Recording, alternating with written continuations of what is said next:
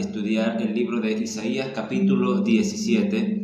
Recuerde que es nuestro objetivo estudiar cada capítulo de la Biblia, y el día de hoy vamos a estudiar el libro de Isaías capítulo 17. Acompáñame a orar, por favor. Bendito Dios, eterno Padre, permita, Señor, que cada día podamos crecer en el conocimiento tuyo, Señor, para hacer su buena voluntad. Ayúdanos a perfeccionarnos cada día y aumentanos la fe, Señor. Aumentanos la paz, aumentanos el amor, que cada día, Señor, podamos estar preparados para la manifestación de su Hijo amado. Bendícenos en el estudio de este libro de Isaías capítulo 17. Por favor, te lo pido en el nombre de Yeshua. Amén, Señor. Amén. Muy bien. En esta oportunidad vamos a comenzar en el capítulo 17, versículo 1, hablando de la profecía sobre Damasco. Profecía sobre Damasco. Y Damasco actualmente se considera que es una de las ciudades más antiguas del mundo. ¿Por qué es una de las ciudades más antiguas? Porque es la que ha sobrevivido, es la que existe aún todavía. Y dice, profecía sobre Damasco. He aquí que Damasco dejará de ser ciudad y será un montón de ruinas. Así que la profecía dice que Damasco dejará de ser ciudad. Lo interesante es que todavía esta ciudad existe el día de hoy. Así que esta es una de las profecías que no se han cumplido. Actualmente existe Damasco. Por eso es que muchos lectores o muchos de los que interpretan la Biblia tienen sus ojos puestos en Damasco también. ¿Por qué? Porque al suceder algo de Damasco, al dejar de ser ciudad, pues ya saben que está cumpliendo esta profecía de Isaías capítulo 17.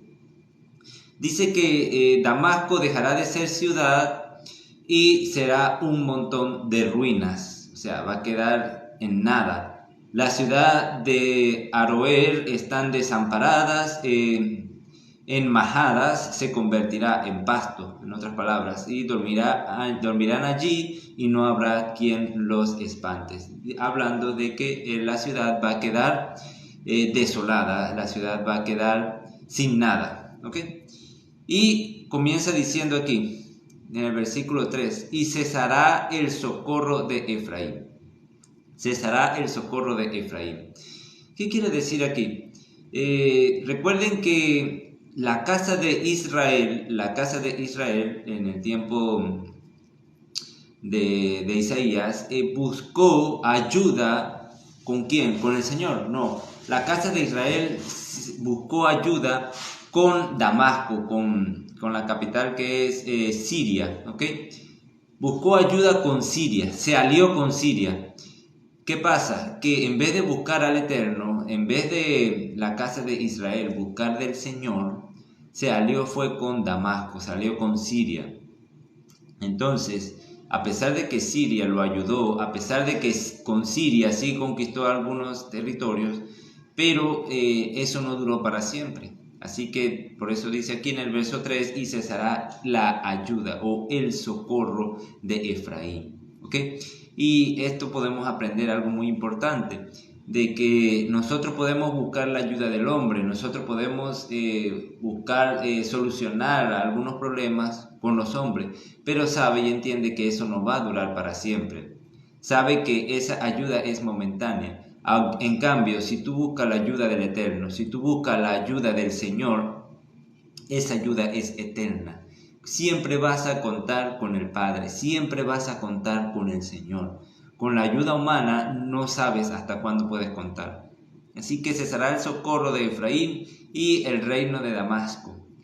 Y lo que quede de Siria será como la gloria de los hijos de Israel, dice el Señor de los ejércitos. Así que recuerda, siempre busque la ayuda del Eterno, la ayuda del Señor. En aquel tiempo, versículo 4, en aquel tiempo la gloria, ¿cuál tiempo? ¿En cuál tiempo? Dice, la gloria de Jacob, la gloria de Israel, se atenuará y se enflaquecerá la grosura de su carne. ¿Ok? Así que, ¿qué significa esto? Oye, en aquel tiempo la gloria de Jacob, la gloria de Israel se atenuará, o sea, se aflacará, se disminuirá, se irá a ir apagando y se enflaquecerá la grosura de su carne, o sea, si estaban gordos, si estaban rellenitos, si estaban rebustitos, pues van a quedar flacos, se van a enflaquecer, ¿ok? ¿Por qué? Porque algunos interpretan porque la casa de Israel fue llevada a cautiverio, ¿ok? Y de las 12 tribus nada más quedaron 2 tribus, que se conoce como la tribu de Judá o la casa de Judá. Así que la gloria de Jacob se atenuará y se enflaquecerá la grosura de su carne. Y será como cuando el segador recoge la mies y con su brazo ciega las espigas. Será también como el que recoge espigas en el valle de Refraín. O sea que prácticamente no va a quedar nada, no va a quedar nada. Y quedarán en él robustos, como cuando sacuden el olivo 2 o 3 frutos en la punta de la rama, 4 o 5 en sus ramas más fructíferas, dice el Señor, el Dios de Israel. ¿Okay? Así que dice que en aquel día mirará el hombre su hacedor y sus ojos contemplarán al Santo de Israel. Prácticamente no va a quedar nada. Prácticamente dice que será como cuando el segador recoge la mies y con su brazo ciega las espigas. O sea, no va a quedar nada, va a quedar es un remanente, va a quedar poquitos prácticamente de la gloria de Jacob, de la gloria de Israel. Y dice en el verso 7, en aquel día mirará el hombre su hacedor y sus ojos contemplarán al Santo de Israel.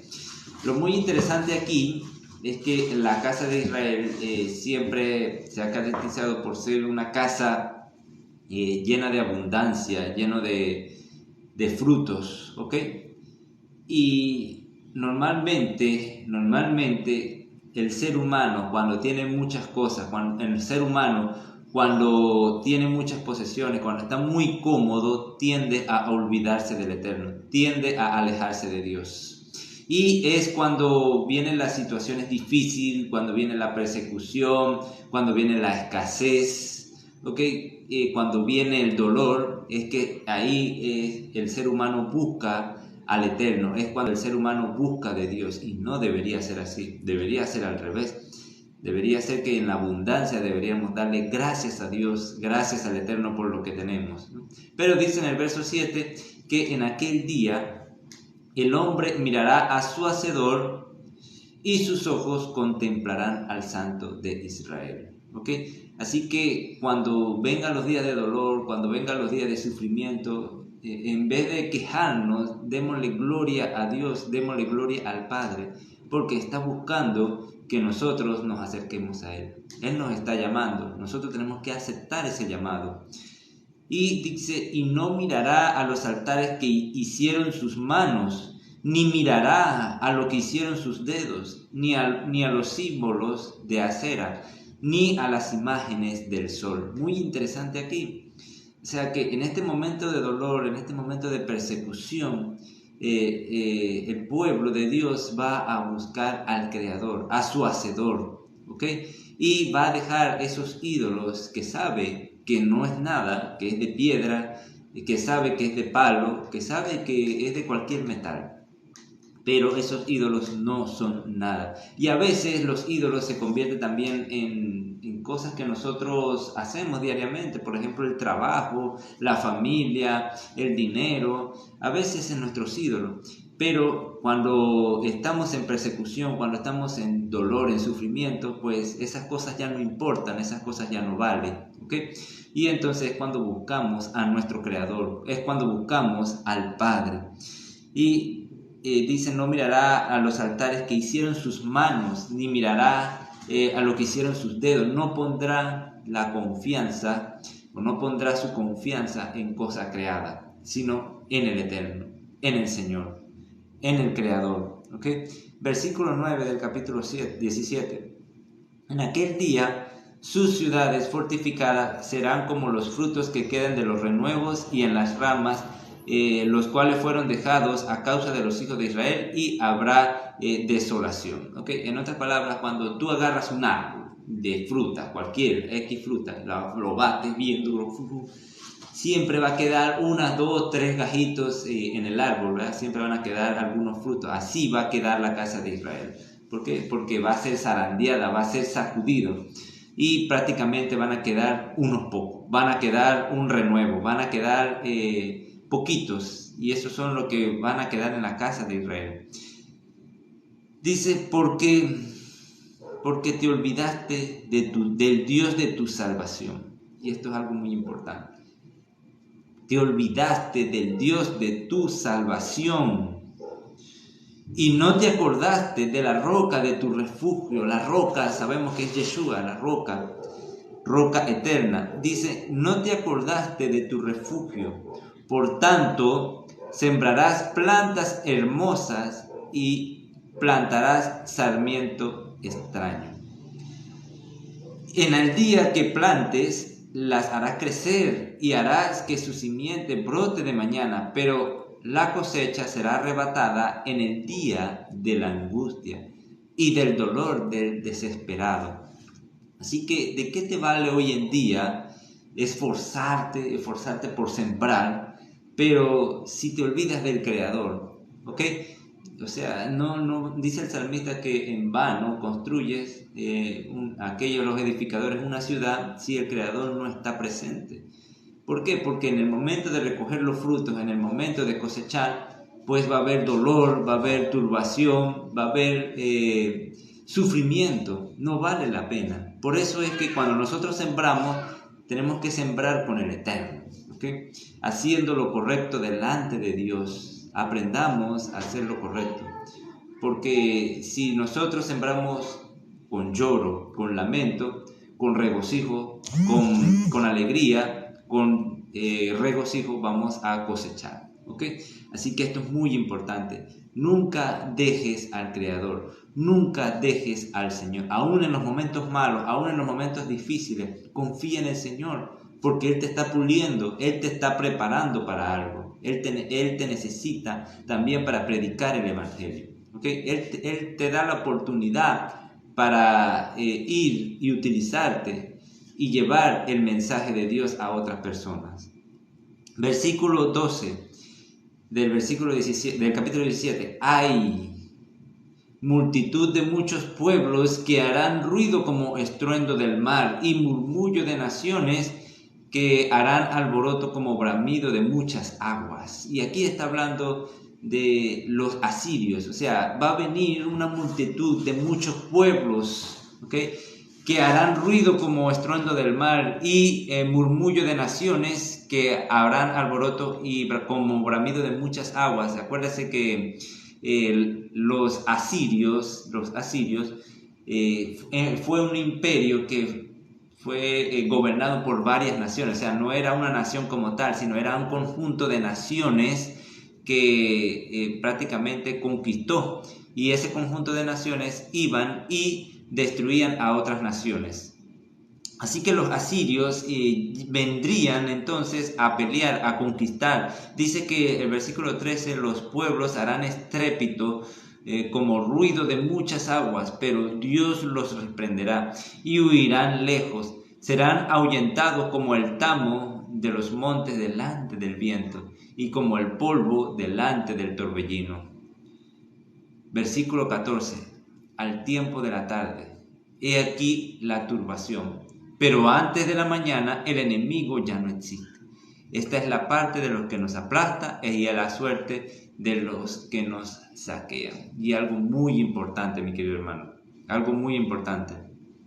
No importa cuántas naciones o no importa cuántos enemigos se levanten alrededor nuestro. Si nuestra confianza está en el Eterno nos libra, el Eterno nos puede salvar. Solamente con un ángel. Y esto lo vamos a ver. Fíjense que en el verso 14 dice que al tiempo de la tarde, he aquí turbación. Y recuerda la casa de Judá. ¿Se acuerda la casa de Judá cuando el rey, un secretario del rey de los asirios, no me acuerdo el nombre ahorita, llegó hasta Judá y amenazó a Ezequías a que salieran, a que se rindieran, porque el Dios de Israel no lo podía librar. ¿Se acuerdan de esa escena? Pero el pueblo de Judá estaba en angustia, el pueblo de Judá estaba sufriendo, estaban muertos de miedo. ¿Por qué? Porque ya los asirios habían conquistado prácticamente el mundo entero en aquel entonces. Ya habían conquistado todo alrededor y nada más quedaban ellos y los que estaban hacia abajo. Así que tanto temor tenían este pueblo, tanto temor, que el rey Ezequías lo que hizo fue confiar en el Eterno y clamó al pueblo que ayunaran, buscaran al Eterno. Oye, pueblo de Judá, ayunen, porque el único que nos puede librar aquí es el Dios de Israel, el Eterno, el Creador. Él es el único que nos puede librar, Él es el único que nos puede socorrer. Y algo muy interesante, y es que en Segunda de Reyes, podemos entender lo que dice aquí Isaías. Segunda de Reyes, capítulo 19. Segundo libro de Reyes, capítulo 19, versículo 35. Y para entrar en contexto, dice, versículo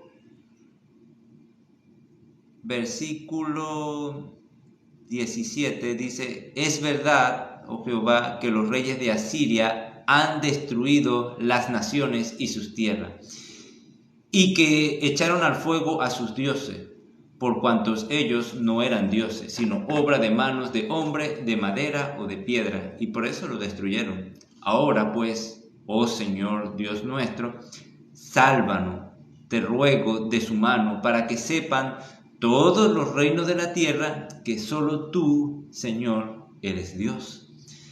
Entonces Isaías, hijo de Amós, del profeta que estamos leyendo, Isaías, hijo de Amós, envió a decir a Ezequías: así ha dicho el Señor, Dios de Israel, lo que me pediste acerca de Sennacherib, rey de Asiria, he oído.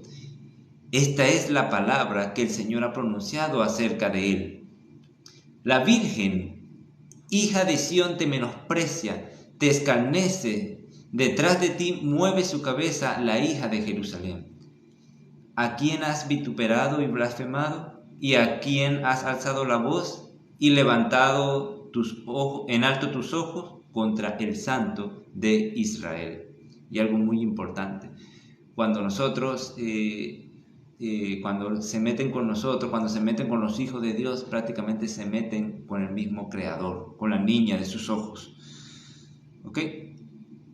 Por mano de tus mensajeros has vituperado al Señor y has dicho: con la multitud de mis carros he subido a las alturas de los montes, a lo más inaccesible del Líbano cortaré sus altos cedros, sus cipreses más escogidos, me alojaré en sus más remotos lugares, en el bosque de los fareses campos. Y aquí está hablando prácticamente de que va a conquistar y va a destruir el templo. Yo he cavado y he bebido las aguas extrañas, he secado con las plantas de mis pies todos los ríos de Egipto. ¿Nunca has oído que desde tiempos antiguos yo lo hice y que desde los días de la antigüedad lo tengo ideado? Y ahora lo he hecho venir y tú serás para hacer desolaciones, para reducir las ciudades fortificadas a montones de escombros. Sus moradores fueron de corto poder, fueron acobardados y confundidos. Vinieron a ser como hierba del campo y como hortaliza verde, como heno de los terrados marchitados antes de su madurez. He conocido tu situación, tu salida y tu entrada, y tu furor contra mí. Por cuanto te has airado contra mí, por cuanto tu arrogancia ha subido a mis oídos, yo pondré mi garfio, o sea, tenaza de 3 puntas, en tu nariz y mi freno en tus labios, y te haré volver por el camino por donde viniste.